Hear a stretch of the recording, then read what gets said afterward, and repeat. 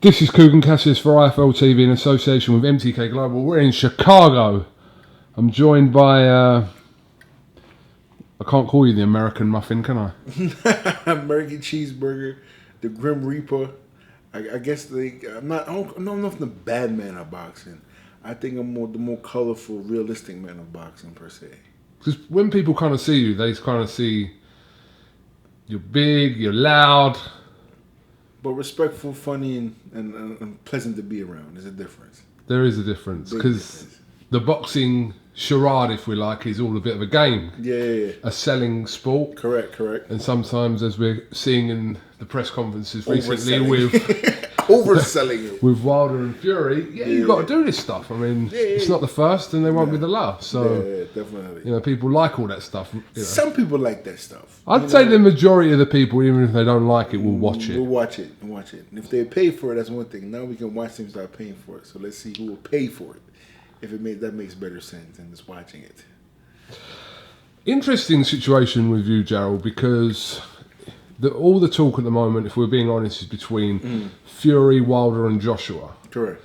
And then you've got kind of the underscope below that are kind of lingering around, right? And sucks, yeah. Yeah. And is it fair to kind of put you in that bracket just below Joshua, Wilder, Fury, because all the talk is around them? Yeah. And then there is you. Yeah. There's other fighters as well, but there's you. It's me. It's like you have the A classes, Tyson, Deontay, and AJ. Then it's like that gray area between A and B is me, and then you have all the other guys that's like C, Dylan Whyte, and Joseph Park, and all those guys. It's crazy. Yeah, I know it is. But I don't know, man. We got to keep trucking on and keep moving. I feel like a lot of it has to do with promotional problems, getting the right publicity, doing the right interviews. And I think getting to England is the next big step. I think America has grown as the biggest point it can with boxing at this point right now. And everything is pointing to England. And I feel like once the fans get to really know who I am and the person I am, they're going to love me like everybody else, man. I know we talk junk, we're fighters, but I'm a realist. I'm real as it get. I don't over talk it. I just talk how it is and keep it moving. When we talk about those three fighters having kind of an acid test, as we would say, so I'd say that for Joshua, it was when he fought Klitschko. I'd say for Fury, when he fought Klitschko. And for Deontay Wilder, probably when he fought Luis Ortiz. Correct. Okay, so when do we get to see you in one of those fights? I mean, you got to think about it. Those guys already had belts. The only person that didn't have a belt at the time was Tyson Fury. AJ already had the belt, making a shitload of money, and then he fights, a couple other guys making more money. And Deontay been had the belt for how many years, and it's finally fights, although he's 3 years later after having the belt. The main thing is getting the belt, and sometimes they say the easiest route is the best route to get the belt, and the harder fights come. I've had 3 hard fights, back to back, 3 decent opponents that were title challengers. I'm taking another guy who's a title challenger, but a couple years removed from the game. But either way, he's still a decent guy. Who knows? I don't know. I feel like right in this point right now, even the WBA regular belt is not the major belt, but you get some, amenities when you do get that belt. A couple more dollars on the check. You get a say or and more input on what shows you want to do and things you want to do. So getting a regular belt is just the main priority because it keeps me motivated for the bigger picture. It's just that, of course, I want AJ, but AJ doesn't want no parts of me as of right now. And Deontay is chasing the money in the WWE, spectrum they're doing now. But the main thing is staying focused and staying motivated. So the WBA regular belt is just helping me stay motivated for the bigger picture. It's not that I'm being diverted. It's just I'm getting this belt, add a couple notches to the ranks, and then whatever there's is next, So obviously that situation still needs a little bit of resolving with Manuel Char and obviously Oquendo. But correct. From talking to Eddie Hearn, that the plan is for you to be in line to fight Frezequendo for that regular title. Is that correct? Yeah, it's so funny. I seen Fresno Kendo last night. He's actually in Chicago now, cool brother. And he's waiting to fight Manuel Char. And Manuel Char's supposedly waiting for the B sample to get back. And they said it was clean. So who knows if Manuel Char is in or is he still out? I have no idea. But the goal is, of course, to fight for that WWE regular belt. Is it Char? Is it Fresno? Who knows? I've heard things of also Trevor Bryan, another guy like to punch in the face. It's a lot of different things, man. You don't know, but the main thing is getting the title, stay busy, and then keep staying busy till we fight AJ. Hopefully, towards the middle of next year. Yeah. So I mean, Eddie Hearn mentions you in the same breath as Anthony Joshua for a fight possible for next year. Mm-hmm. He's kind of suggested that, or he did suggest that there was a possibility if, obviously, the Wilder fight didn't happen for Joshua. And for some reason Dylan Whyte didn't happen for Joshua, then you're in the running for that April 13th date. Have you had any conversation with Eddie regarding that date? No, we haven't had any conversation about that yet. Eddie, I like Eddie, but sometimes he just stretch the truth just a little bit, but one thing I can say about Eddie is that other than, lingering around the AJ fight, everything else he has said, he has come through on. Kept me busy, give me good paydays to keep me busy and stuff like that. So I can't complain too much, but we know the AJ fight, when it comes to those big fights, it does take a little bit of maneuvering, finessing. So I feel like, building my profile and becoming a mandatory is going to help that situation to become a lot better. So if it doesn't happen in April, which I don't think it will, I think it'll definitely happen later on next year. So my main thing is just staying focused, staying positive, staying injury free, staying healthy, and get ready to break the English muffin. When Joshua was in the US recently for the design press conference, and you were there as well, what actually happened there? I mean, it looked like obviously Joshua was saying things to you. What actually sparked that off? Oh, I was just talking. He was on stage and I'm talking junk behind him. I'm gonna toast his English muffin. He in New York City. This is my home, this is my borough. I bring the work wherever I go. I ain't afraid to go nowhere. I go in your backyard and stomp on your grass. And I mean, that's how I am. So he started getting his ear a little bit. So he turned around and he came out of character. We seen him find, we seen a sign of humanity come out the statue. So which is great to see. We know how to get under people's skin very well. But to do it to him was something I've been dreaming about for a long time since he beat Vladimir Klitschko. And you're the first guy to tell me about AJ. I didn't know who the hell he was a couple years ago in Vegas. Yeah, rewind to that. That was, I think, Mayweather was fighting possibly Guerrero. Maybe around 4 or 5 years ago. Yeah, was it? I think it was Madonna. Okay, Maidana. Yeah. And I asked you about, and I'd never, to be honest with you, I'd never heard of you until then. And we did an interview outside the ring of the MGM Grand. Yeah. And I asked you if you ever heard of him, and I think your exact words were, "No, I haven't heard of him, but I'll knock him out anyway." Yeah, that's exactly what I had the same thoughts from that day on. And I didn't hear about him again until a couple months after that. I heard him making some noise in the pro rankings, and I'm like, okay, this guy is going to be a threat. Okay, then I got to start doing my homework on him. And now, hey, enough, for the right promotional company, right dollars behind him, he's the face of the heavyweight division. So, it's crazy and cool to watch at the same time. But it means so much we understand boxing about having the right team behind you to do these kind of things that AJ's done in such a short time. But I feel like, I've done it in a different way because of certain aspects in America. There's a lot of con artists in the sport, But, I feel like I'm in the right path now. I feel like, by early next year, we'll be in the right position. And, all those who say they are will be. And who all those as pretenders and, soft pity pats are going to get washed away. It seems as though, from sort of sitting on this side, very few fighters kind of get under AJ's skin for him to react. But you believe that without fighting him or sort of kind of any kind of concrete fight being lined up, you've already got under his skin, especially that day in New York. Yeah, so far I've got on everybody else's skin when it comes to top heavyweights. I mean, I think I've have information and I know what makes them tick. And the thing about it is, though, I am real. When I say some certain things, I mean it. I've been there, lived it, done that. Some of these guys might talk gangster and play with guns in their room because their country or their state allows them to have guns, like the Alabama barbecue sauce, Deontay.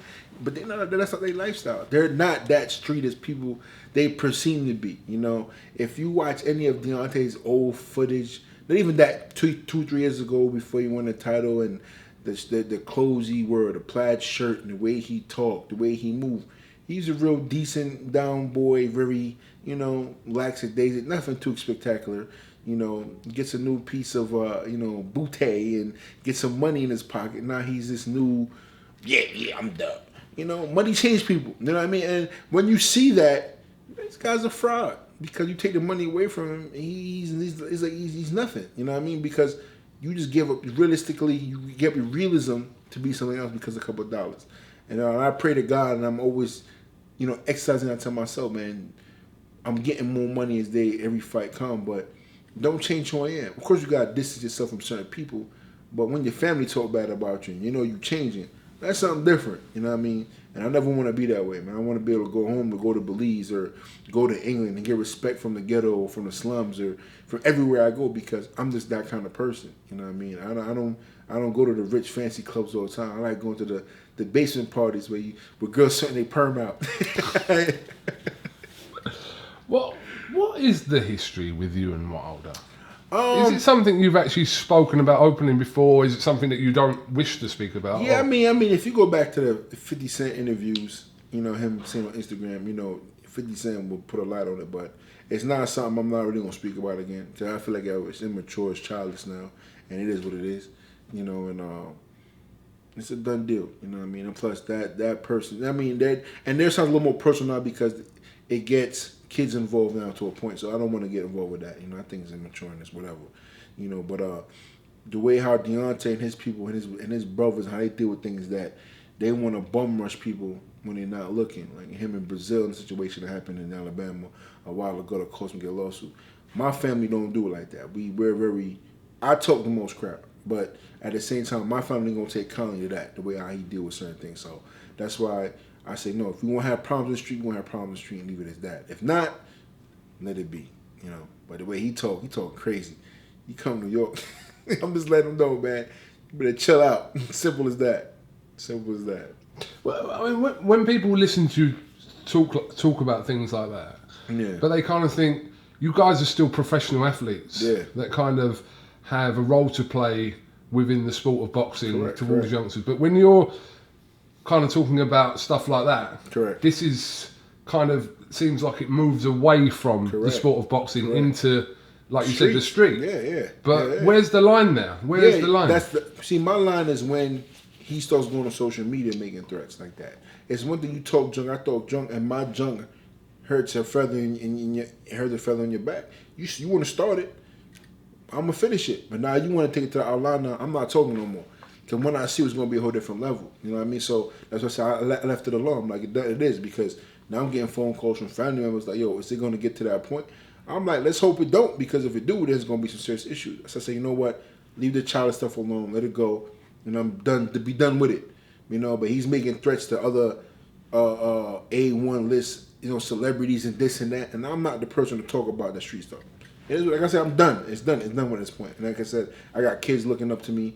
I got countries looking up to me, and I want to show them a positive vibe. But if somebody push your feathers long enough, sometimes you got to react a certain kind of way and let them know, hey, have respect. You know, that's all it is. Dylan Whyte says that you don't want to fight him. You know, Dylan Whyte's a freaking bozo. You know, he takes one interview and tries to run with it. Dylan Whyte damn well know I ain't afraid of him. All I said in the post interview, and I'm taking all the charismatic and all the funny hoo-ha, I'm being serious right now. I said in the interview, they said, would you fight Dylan Whyte? I said, right now, I would not fight Dylan Whyte. I said, Dylan Whyte brings nothing to the table for me right now. Basically, it's not a mandatory position for me to beat Dylan Whyte. Yes, it'll be a couple of dollars, but right now the main focus is getting that WBA title. After I get the title, if AJ's not ready by April, I was more than happy to fight Dylan Whyte after I get the title, because I have the title now. Okay, that's what I wanted. Next goes to whoop a Britain boy's butt, and he would be perfect one to do it to. And then from there we fight AJ if AJ's ready by then. But it wouldn't be the fight I realistically ideal right now for me to take. Because right now, win is not really doing nothing for me. It might have my brand in England, of course, but stylistically on a ranking point, he's not in a mandatory position, so it's not going to do nothing for me. And that's the reason why I said I wouldn't take that fight right now. Not that I'm afraid of him, but of course he takes that, oh yeah, I'm afraid of him, and boy, he's a clown. Ain't nobody afraid of you, boy. You slap box for a living. You know what I mean? He just got one knockout over Lucas Brown. Other than that, the last person he knocked out since then. Give me a name. He dropped Joseph Parker. That was his last fight with Joseph Parker. Before that, it was Lucas Brown. So and that was the only knockout he had in like mad fights. Period. So you know, Lucas Brown didn't come to fight. Lucas Brown like he ate like 10 kangaroos in Australia and they came to fight. So what is he talking about? You know what I mean? So and I like Lucas Brown, but Lucas Brown didn't show up. Lucas Brown didn't show up that night, man. And before that, he fought a taxi cab driver and Bob Arum's undercard in America. Nobody never heard of it. And the guy literally was. The guy he literally fought and stopped in 4 or 5 rounds was the taxi cab driver, for what I heard. No, I kid you not. And then before he fought Christian Hammer, the tall guy, I forgot his name exactly. When decisions, a born 10, 12 round fight. So, you know, the last 2 fights were pretty good. Other than that, it was straight crap. So for him to call Tyson Fury and everybody else a punk world, we're not working. I fought 3 title challenges back to back. He turned to fight Morris Walk twice. He didn't want to fight Johan Duhab, and of course, nobody wanted to go to Bulgaria to fight Pulev. So, he's guys, he's naive. He's smelling his own doodle right now. That's all I can tell you. Do you rate him as a fighter? That aside, do you rate him? Of course I rate him as a fighter. The guy's he's jumping in the ring. You know, he's throwing punches, and he's winning. He's back on the winning side. So I rate him as a fighter. Is I rate him as one of the top guys in the division? I mean, for what we have now, of course he's one of the top guys now, but they've helped build him since he getting his knot blocked off by AJ. They built him the right way. You know what I mean? And that's his facts. You know what I mean? So, I mean, the guy's a fighter, don't get me wrong. But when he gets in the ring with me, you watch how he's going to change. Watch how his whole, I'm the body snatcher, I walk guys down. You couldn't walk down a 225, 30-pound Joseph Parker, and you can walk me down, a 300-pound behemoth that's 80 punches around. And I tell people, I haven't been hitting people with my right hand for about 3 or 4 fights. I've been taking it easy on my right hand for certain reasons. My right hand, you know what I mean? So when I really start clocking these boys again, it's going to be a problem, man. I'm telling this guy, man, you don't even know. You don't know. You know what's coming for him. But I can't wait to fight Dillian Whyte. That's a fight I really do want. But after I get the WBA title. That's all I said. There's obviously talk of Dillian Whyte and Derek Chisora rematching in December. It needs to happen. It needs to happen because I had Chisora winning the first fight just because the boy was bringing this team. And they gave the fight to Dillian. And, you know, Chisora came back and lost a fight after that. Then came back and won the fight recently. He just did. Chisora, you don't know what you're going to get with Chisora. It's kind of like his attitude in a press conference. You know if you're going to get a crazy Chisora or the relaxed, you know, humane Chisora. And same thing in the fights. You know, but I am a kind of a fan of Chisora, even though I know he wants to fight me too. But I'm kind of a fan of Chisora, and I hope he does, you know, get the win over Dillian Whyte this time. You know what I mean? But let's see if they make that fight happen. Let's see if that fight is worthy that Eddie Hearn wants to make it happen. The fans are calling for it all the time. I've heard more people calling for the Chisora rematch than the Big Baby fight. You know what I mean? So let's see if Dillian Whyte shut his mouth and go handle that situation. I think I did a poll on my Twitter about Dillian Whyte's next opponent, and you topped the poll. Okay. Because people, out of I think maybe 30 or 40,000 votes. Okay. I thought Chisora would win. Correct. But you were top, then Chisora, and then Dominic. Brazil. But I think, the majority of people I speak to want to see that rematch ahead of anything else first. Yeah, the people on social media are going to pick me because I'm probably the most loudest one that make the most sense in some ways. You know, Tyson Fury's loud, but does he make sense all the time? Not per se. I'm loud, not that loud. Tyson Fury loud sometimes, but I make the most sense. And I feel like before he can even move on to an AJ fight, I think he needs to handle that Chisora situation. Before he comes call another undefeated fighter, go handle that situation. You know what I mean? But I think all the British fighters are decent fighters. I mean, sometimes we say we use the bum word over exaggerate sometimes. Like I say, he's a bum. Yeah, a couple of fighters. I know he's a bum. I'm gonna beat him. But we can't all be bums. We all can fight. We all can throw punches. That's how we psych ourselves out. He's a bum. That bum's not beating me. But of course, we're not bums. Of course, everybody can fight. Everybody can throw punches. But the level of bums, you know what I mean? He's a bum that's not going to beat me. It's that simple. Yeah, Tyson Fury and Deontay Wilder, obviously, they will go at it December 1st in LA. Well, they have been going at it for the last 3 days at various press conferences. What do you think about the fight in general? Some people say it's pay-per-view worthy. Some people say it's not pay-per-view worthy. But I think both sides are arguing for it to be pay-per-view. Maybe Showtime. Some people on Showtime saying, I don't know if it's going to be pay-per-view worthy. But the amount of money they want, they have to give it a shot on pay-per-view and see if it'll make the dollars that both sides want. Wilder's first pay-per-view as well. Yeah. He's not known for selling out, arenas or as much of as Tyson Fury would per se. But, it's hard to tell, but they're trying to promote it. I think they needed more time to promote it. I think if it would have been a fight in February, early February or late January, I think it would do a little more better. But they're doing a pay-per-view show in under 2 months now, supposedly. And they're doing these tours. And the tours don't seem too genuine at the same time. Definitely some WWE, stylistic stuff they're doing. And I think it's a little oversold the way they're doing it. 1 minute they're, I'm going to punch in your face, I'm going to kick in your da. And next minute they're on a couch like this eating ice cream with each other. So it's hard to, get a vibe, for the fight. But I think they definitely want to fight. They're both fighters. But the selling point, people nowadays are understanding real and selling, And I'm reading it on some of the comments that people are like, come on, this WWE crap, man. Like, come on, let's keep it real. Let's keep it 100%, But, that's their avenue. That's how they want to do it. You have a guy that's already sold himself out already to a couple of dollars and getting speech therapy classes, which is Deontay. So, what's going to happen with this guy. Some people suggesting this fight is a little bit too soon for Fury, considering he's been out of the ring for 2.5 years, and then he's come back against Seferi and Pianetta. Yeah. What do you think about that? I mean, I blame the WBC organizations. I blame some of these belt organizations because they want you to pay certain percentages to their belt organization, and they want you to live and act a certain kind of standards when you're a world champion. But yet, they don't have the same respect for fighters or for the organization that they want to run. How do you have a guy who's been a champ for 3-something years, right? He's already had so many fights that weren't title-worthy fights or title contenders where, Jarrell Washington was undefeated at the time, but Jarrell Washington wasn't even in the top 10 rankings when he got that fight. He got in the rankings 6 to 5 days before he fought Deontay. WBC put him in the rankings. And he fought for a title on 3.5 weeks notice of training camp.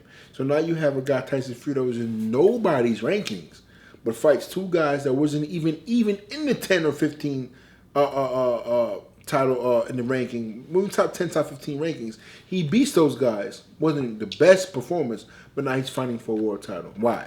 Because it's money. So basically, you're telling me your organizations that sell out for money. So if I bring capital, I can get anything I want.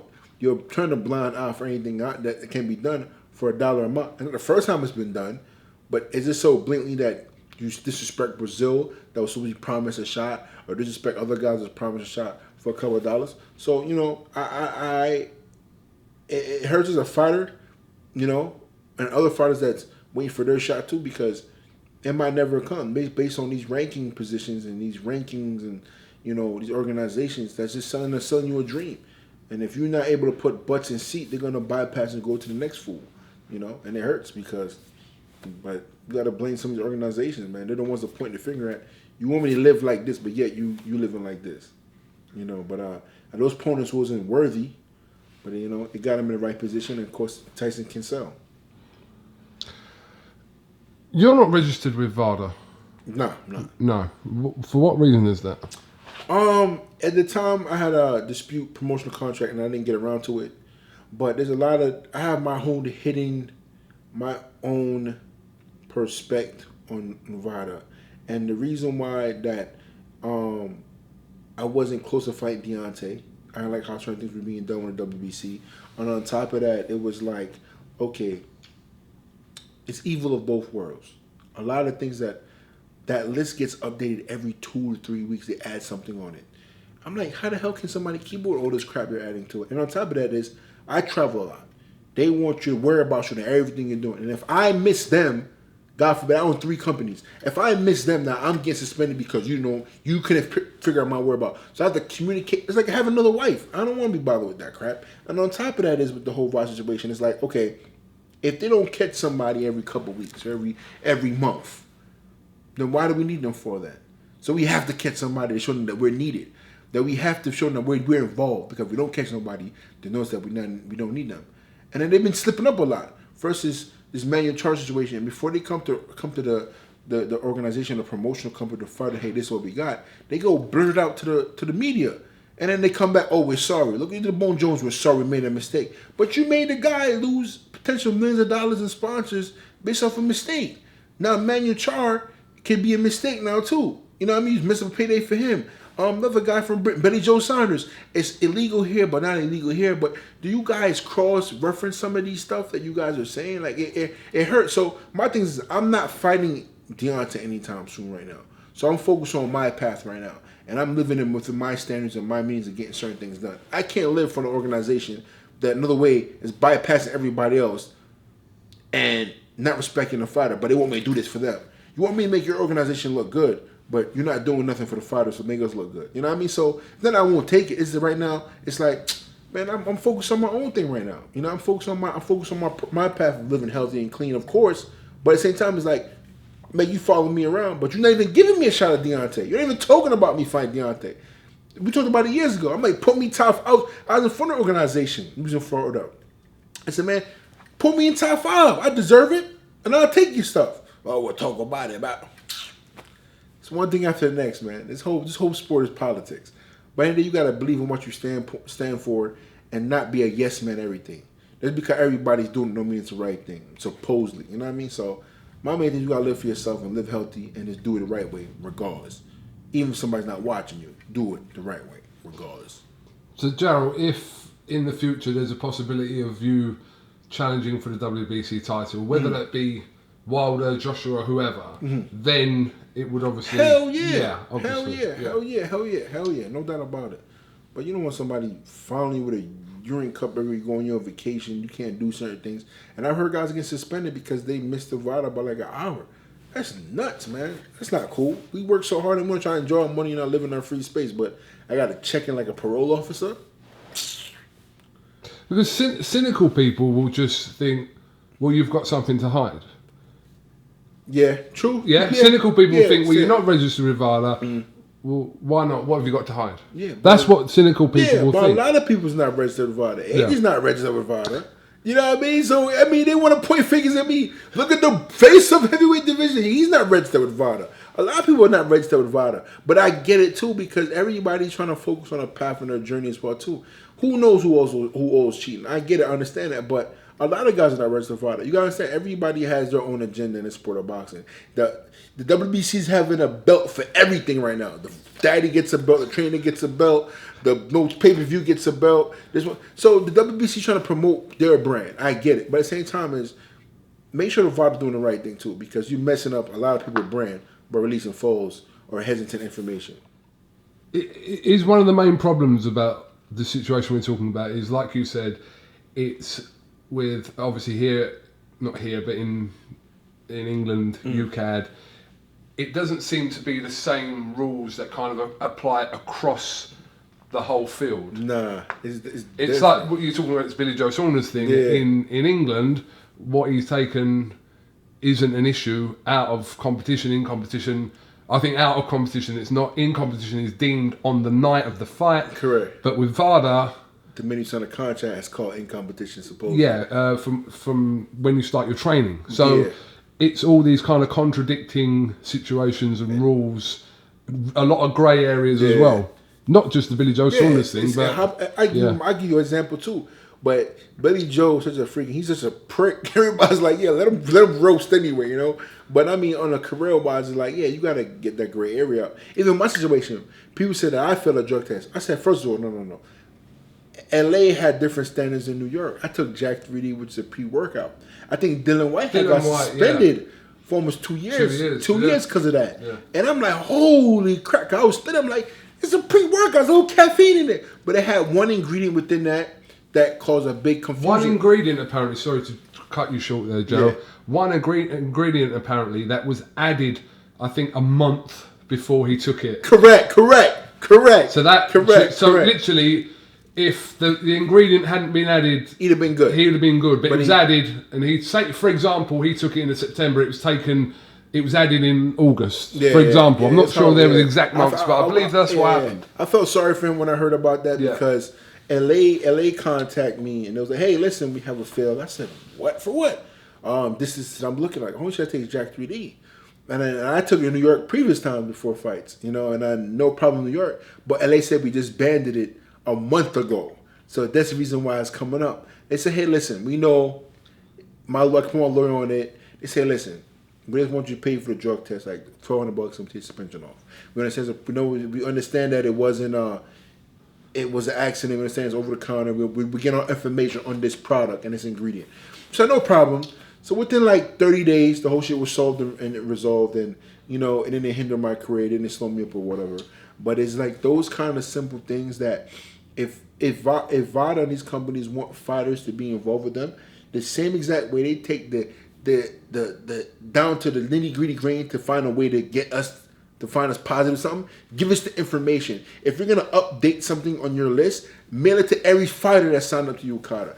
Get it to our emails. Get it to the mail. Get it to the promotion companies. They don't do that. They need to do that. Like, are you saying they don't do that? I didn't know that. Yeah, I don't think they don't do that. I haven't heard any of my friends get an email. Thank you. Hey, thank you for enrolling. I wasn't sure, to be honest. That's what I was asking. But that would make more sense. Yeah. When something new's added, set an alert. Set an alert. So it's on their phone. It's on exactly. So anyone registered on their phone, email. As give y'all a new idea.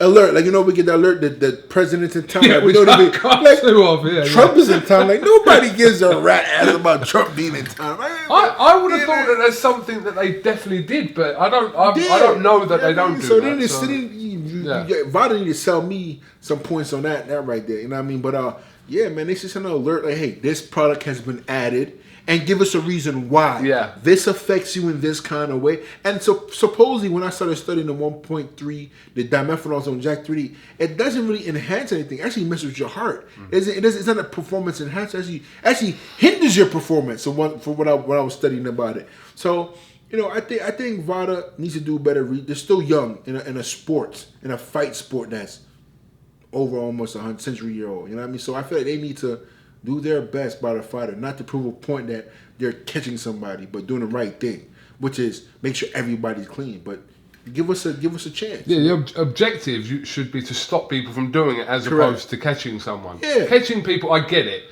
but the objective must be to kind of stop people from doing it in the first place. Yeah. And it's kind of like the police in America. You know what I mean? It's kind of like DTs. Like it says in some countries, they make sure that the police car is visible, so they can see you from not doing anything wrong. Yeah. Like I see a police car, it makes you think, okay, I'm not doing nothing wrong. Or slow your car down. Or slow your car down. But in America, it's total opposite. They put a hidden car, they want to see you do wrong. In the bush, so you do wrong, so they can find you and get money out of you. You know what I mean? It's horrible, man. But it's the world we live in, man. You know what I mean? But because in England they've got the speed cameras. Yeah.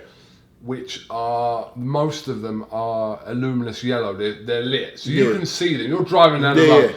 That should tell you. But some of them are not a luminous lit. Yeah. So they're like literally, like hidden in a little bit of leaf, but not a luminous. You can see them. At least you have that there. Over here, they look like light poles. Lucky for me, I've been hit with them so many times. I'd read, my brain, slow down. Okay, go fast, slow down. So I know all the right. But the objective is to slow you down, not to give you the points in England or give you a fine or take your license off you. I mean, but anyway. Yeah, you know, man. So money talk, man. It's all about money, man. Everything's with money. It's all politics and money, bro. But it's where we live, man. When I go to Belize and I'm sitting on my beach on the white sand, I'm drinking the coconut water, I'm like, yeah, nah, I'm free. You got Belize fans here, haven't you? Yeah, there's a lot of Belize fans in Chicago, man. If anybody in Britain hasn't been to Belize yet, shall I answer your door? Yeah, man. We're nearly done. So why he's going to open the door, man? If you haven't been to Belize yet, man, it's a beautiful country in Central America. It's like a mix between Jamaica and Dominican Republic. It's beautiful, and man, white sandy beaches. Man, you gotta love it. Good cooked foods like Spanish and Caribbean. All the women are gorgeous. Man, come out there, man. We got everything out there. Think about Belize, right? So my family is Spanish and Indian.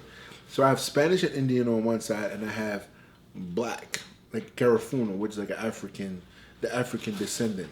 So my lady, she's that Indian Spanish, which originated from the land of India, and they migrated out to Central America. It's great. Belize is a great culture. We have the Indians, we have the Central American Indians, we have the Mayans, the original Aboriginals, we have the African descent, we have our Spanish, and then we have our colonial English white folks that's been down there ever since. It's quite a mix. Yeah, it's dope, man. Belize is dope, man. It's a dope place to be in. I think we're the most happiest place in the Caribbean, they said, voted a couple times. And we're the second biggest natural coral reef next to Australia.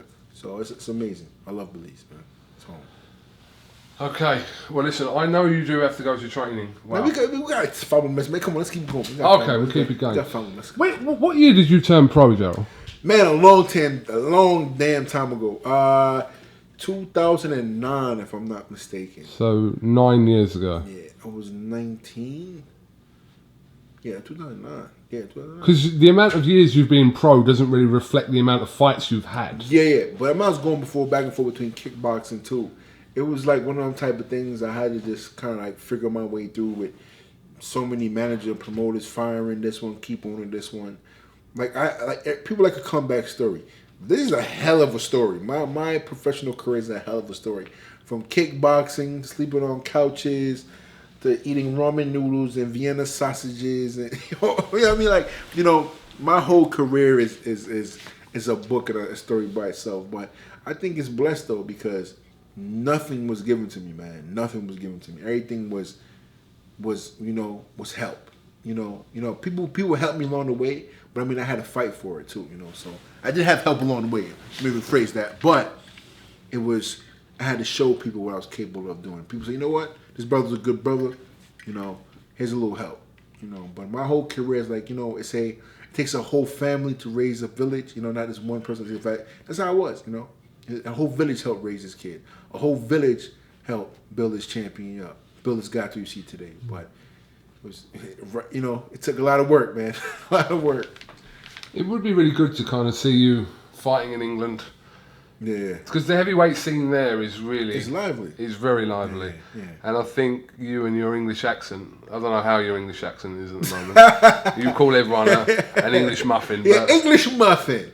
It's there. My English accent, if I'm around English folks a little while longer, it comes in very well. Can you do Cockney? Cockney? Do you know what Cockney is? No idea what Cockney is. You know Cockney rhyming slang? Cockney rhyming slang. Do you know what that is? No, what is that? Okay, so do you want to? Shall I teach you a couple of bits now? Me. Okay, so this here. So this here is called the dog and bone. The dog and bone. So what is it? A cell phone. Yeah, so it's a rhyme. Dog and bone, phone. Dog and bone phone. So I'd say, yeah, mate, here's the dog and bone. And I say, okay, here's the phone. Yeah, but you wouldn't. Yeah, but you know what a dog and bone is, okay, right? Okay. Or you'd say apples and pears. Okay. You know about apples and pears? No. So I'm going to run up the apples and pears. The stairs. There you go. There you go. Got you. That's Cockney rhyming slang. That's Cockney rhyming slang. Yeah. So if I want to say some water, it'd be like, you want some spritz and tits? It's got a rhyme with water. It's got a rhyme with water. Water. Oh God, that's a lot harder than it really seems to think about it. So what? Damn. So it's got a rhyme, but it doesn't necessarily have to make any sense. It says, yeah, but you know what the person is saying though. Yeah, that's dope. So, that's dope. There's other examples. Oh, but, that's dope. That's dope. Yeah, I gotta practice that. But remember the dog and bone. That's one. Yeah, dog and bone. Yeah, I remember that. Yeah. That's dope though. That's funny. I like that. Because Anthony Sims was on the card. Anthony Sims Jr. Correct. So he tries to put on an English accent And I don't know what kind of messed up accent his one comes Sounds crazy. Oh God! Like I have certain words I say. Like I like saying water, crumpets and tea. You know, I say water. It's a crumpets and tea. Loch Ness monster. Girls love that one. But I don't know. I think English guys get the most vagina when they come to America. Girls just love their accent. Did you really just say that word? Yeah, man, vagina, man. I can't say. Oh, I can say pum pum. Like I think English guys get so much, rad attention when they come to the States, bro. Because it's so sophisticated. And the American guys, we go to England, we tear it up too because it's like, yeah, I'm from New York City, it was good. You know what I mean? I'm from Brooklyn. Yeah, but you don't have that same effect when if you go to England. Yeah. It's like, yo, what's up? My name's Jarrell Miller, motherfucker. What? Yeah, that's my impression of you. Right? Yo, I do not say that. Yo, my name's Big Baby Miller. Yo, I'm here to fight Anthony Joshua. Right? You're not going to get women that go, wow, I love your accent. But, Yeah. You might, but when English people come to America and start going, hello, my name's Jarrell. Pleasure to meet you. Nice to meet you. Hello. Nice to meet you, Jarrell. Yeah. They say, wow, you're English. You love your accent. Facts, hands down. But if I went to England, I want to say it like that. I'm like, hey, what's good, yo? Where's the toilet at? You know what I mean? Get some fish and chips. They'd be like, where you from? See? You know what I mean? Where's the toilet at? Let me get some fish and chips. They'd be like, we're from Brooklyn. So if I was to just pretend I was the Queen. Yeah. Right. So you're going to Buckingham Palace. Okay. Okay. So I'm like, oh, hello, Jarrell. You are a professional sportsman. And I'm the Queen of England that just raped and killed all the villagers back in Africa. I'm not saying a word. I'm like, listen. You're meant to say. I'm like, listen. Y'all owe me more than 40 acres of them mules. Y'all took me away from Africa to this shit. You're meant to say, oh, Mom, nice to meet you. Oh, Mom. Yeah. Hi, Mom. Nice to meet you. What's for dinner? Yeah. Crumpets. Gotcha. Crumpets, right? Crumpets. Have you had a crumpet? Yeah, I had a couple crumpets. You know what crumpet means as well, don't you? No, what does it really mean? So crumpet is a food. It's like you've seen it, innit? You've seen a crumpet, haven't you? Yeah, I see crumpet. Yeah, you've seen a crumpet. But crumpet is what people refer to. Not a very great term, but what some people refer to women as. Oh, okay. A bit of crumpet over there. Oh, I got you. That's his bit of crumpet. That's Jarrell's bit of crumpet. Well, I like it with some tea as well. Yeah, you just brought a new meaning to that. Oh man! All right, well listen, Jarrell, I appreciate your time. This is run for like nearly 45 minutes. No, for real. Yeah. That was a fast ass 45 minutes, man. That was dope though. Hey man, whatever I can do, man. This guy get the word out to England, man. England do you know what's funny? Can I just say one thing? Let's do it. We've spoke 45 minutes and we haven't even mentioned Thomas Adamek, who you're fighting. Sorry. We've not even mentioned Thomas Adamek. So what the freaking choke, bro? You can finish off by talking about Thomas Adamek. A few people giving you stick about fighting Thomas Adamek. Yeah, man. But the guy is still a fighter, man. Like, like I said, Deontay ain't fight nobody since he got the belt before he even had the belt for a couple of fights. But Adamek is a durable opponent. Yes, I'm bigger than him. Probably going to outweigh him by a friggin' 100 pounds. But the guy is a 2-division world champ. Been in the ring, has a ton of world experience. And you could argue about the guy being closely similar to Povetkin. Some guys have told me. And I'm like, I kind of thought about it. It doesn't make sense. He's 41, Povetkin's 39. They're about the exact same height. Povetkin packs more of a punch and hasn't got so many wars as Thomas Adamek. And they both have ginormous Italian mastiff head. Big ass head. The guy's head is twice the size of shoulders. Holy shit, it's a target. But, the guy's still a fighter, man, and he's been in the ring with some of the best. So, I mean, I'm not going to sleep on him because, he's fighting an old guy and he's a little washed up. Man, dude's a fighter, bro. You know what I mean? Will it be the hardest test of my career? I don't think so. But the guy's going to come to bang, and he's an experienced guy where he comes prepared to fight.